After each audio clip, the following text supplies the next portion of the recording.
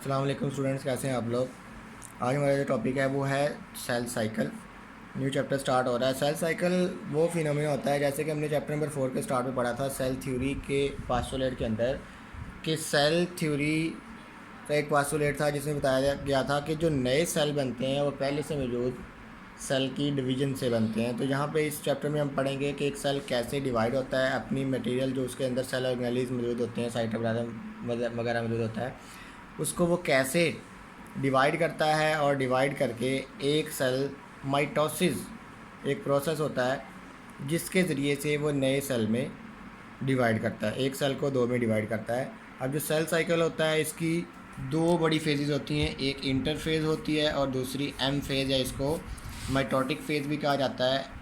Interphase वो phase होती है जो कि सेल को डिवाइड होने के लिए तैयार करती है, ठीक है। और माइटोटिक फेज़ या उसको माइटोसिस भी कहा जाता है, वो बहुत शॉर्ट पीरियड होता है, सबसे शॉर्ट पीरियड होता है सेल का जिसमें सेल ने डिवाइड करना होता है, ठीक है। और इंटरफेज ही सबसे लॉन्गर फेज़ होती है जिसमें सेल ने अपने आप को डिवीजन के लिए तैयार करना होता है। इंटरफेस के अंदर मेटाबॉलिक एक्टिविटीज़ बढ़ जाती है। मेटाबॉलिक एक्टिविटी मतलब सेल के अंदर प्रोटीन बनती है जिसने डिवीजन के दौरान इस्तेमाल होना होता है, मतलब एनर्जी देनी होती है और मुख्तलिफ फंक्शन परफॉर्म करने होते हैं। इंटरफेस के आगे 4 फेजेस होती है, G1 phase, S phase, G2 phase और G0 फेज़। वो G0 फेज़ हम यहाँ आगे पढ़ेंगे।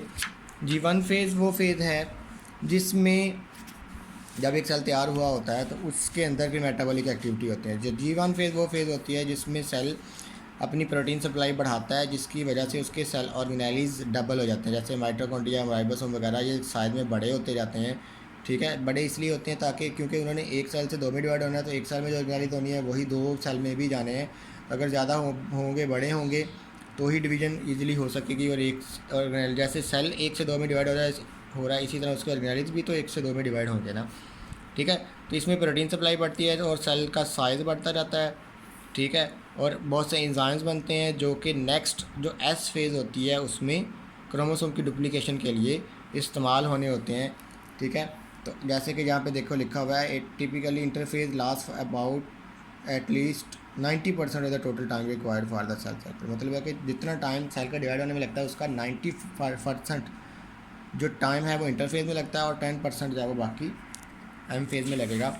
G1 फेज़ के बाद सेल जाता है एस फेज़ के अंदर। एस फेज़ वो फेज़ इसको सिंथेसाइज फेज़ भी कहा जाता है, ठीक है। इसमें क्रोमोसोम की डुप्लीकेशन मतलब क्रोमोसोम ने डबल करना होता है खुद को।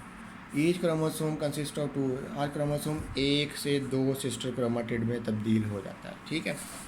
तो एस फेज़ के बाद जाएंगे G2 फेज़ के अंदर। तो G2 फेज़ इसको सेकेंड गैप फेज़ कहा जाता है या गैप 2 फेज़ कहा जाता है। इसमें सेल ने वो प्रोटीन तैयार करनी होती है जिसने माइटोसिस में एनर्जी मुहैया करनी होती है और स्पिंडल फाइबर वगैरह बनाता है। स्पिंडल फाइबर क्या है या माइटोसिस में पढ़ेंगे।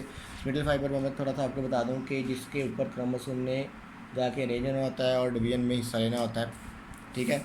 G2 फेज़ के बाद after G2 phase of interface cell enter the division. G2 phase के बाद अब सेल ने अपने आप को प्रिपेयर कर लिया डिवाइड करने के लिए, तो अब ये चला जाएगा एम फेज़ के अंदर।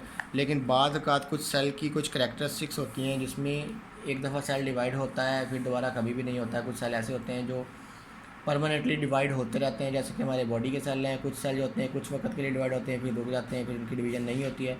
और कुछ सेल ऐसे होते हैं जो कि एक ही दफ़ा डिवाइड होते हैं उसके बाद कभी भी डिवाइड नहीं होते हैं, ठीक है। तो ऐसे सेल जो परमानेंटली डिवाइड होते रहते हैं वो G2 फेज़ के बाद डायरेक्ट चले जाते हैं माइटोटिक फेज़ में या एम फेज़ के अंदर, ठीक है। ये और G0 फेज़ में आता है कि जो सेल मल्टी सेलुलर यूकेरियोट की बात करेंगे तो G0 phase from enter cell enter G0 phase from G1 and stop dividing. Some cell remain in G0 for indefinite period, for example neuron. कुछ सेल जो होते हैं जैसे मैंने आपको बताया कुछ वक्त के इनडेफिनेट टाइम के लिए, कुछ थोड़े वक्त के लिए G0 फेज़ में जाते हैं। वो G0 फेज़ में इसलिए जाते हैं क्योंकि उनको डिवीजन की ज़रूरत नहीं होती। जैसे कि हमारे नर्व सेल हैं, कुछ वक्त के लिए डिवाइड होते हैं फिर रुक जाते हैं, फिर जब ज़रूरत पड़ती है फिर डिवाइड होते हैं फिर रुक जाते हैं, ठीक है। तो ये कुछ वक्त के लिए G0 फेज़ में जाते हैं। उसके बाद कुछ सेल ऐसे होते हैं जो semi permanently, some cell of liver and kidney, ठीक है। न्यूरॉन जो सेल होते हैं वो न्यूरॉन का सेल लाइफ में एक ही दफ़ा डिवाइड होता है, ठीक है। एक दफ़ा डिवाइड हो गया बन गया, उसके बाद वो डिवाइड नहीं होगा, उससे नए सेल बनेंगे, नए दूसरे सोमैटिक सेल से न्यूरॉन सेल बनेंगे। न्यूरॉन कभी भी डिवाइड नहीं होगा, और ये एक टेम्परेरी तौर परमानेंटली तौर पे चला जाता है जी नॉट फेज़ के अंदर।